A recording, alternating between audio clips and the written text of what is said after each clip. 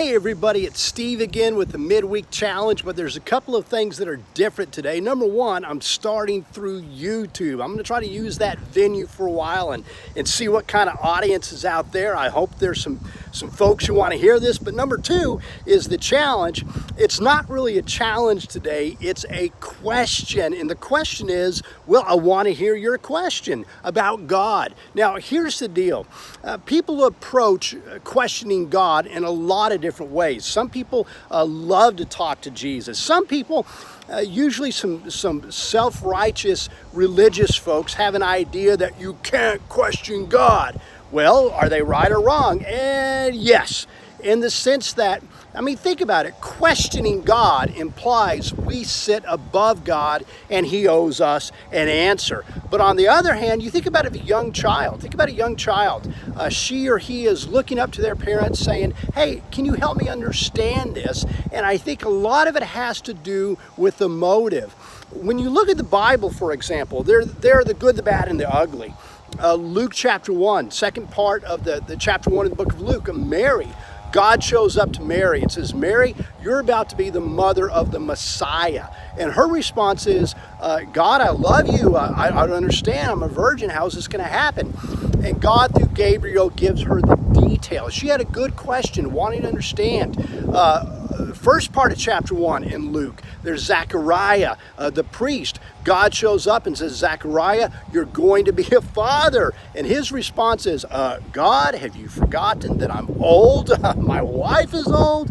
Ain't gonna happen. You see, Zechariah's problem was kind of a practical atheism. He was a follower of God, but didn't believe in the power of God. But here's an ugly one.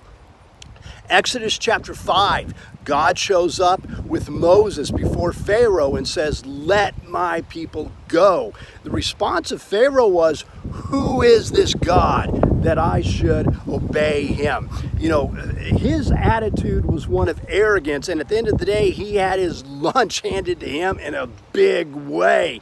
All that's to say, I believe that we are created as inquiring people. God gave us brains and minds, and I know some of you have real questions, and that's really been at the heart of many of these videos. And even going back to when a friend and I did the Sunday night discussions, live webcasts that you can still find on the Kingdomology blog and you can find on YouTube, realizing that some of you have great questions and I want to be able to answer them.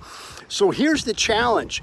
For next week and through November, I want to challenge you or ask you to send me your questions. You can do that here on YouTube. You can do it on the Steve Hinton Facebook page or the Steve Hinton Author Facebook page, or primarily through the blog, because I want to get those questions. Then again, finally, the book, Confessions, Finding Hope Through One Pastor's Doubt.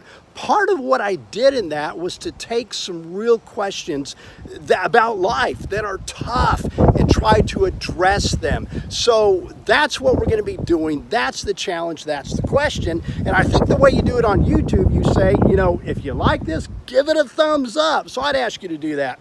And then obviously to share the YouTube, the Facebook with people that you think this can help. And obviously follow the Kingdomology blog. A lot of great information there. So send me your questions. I'll look forward to getting those and then responding over the next few weeks.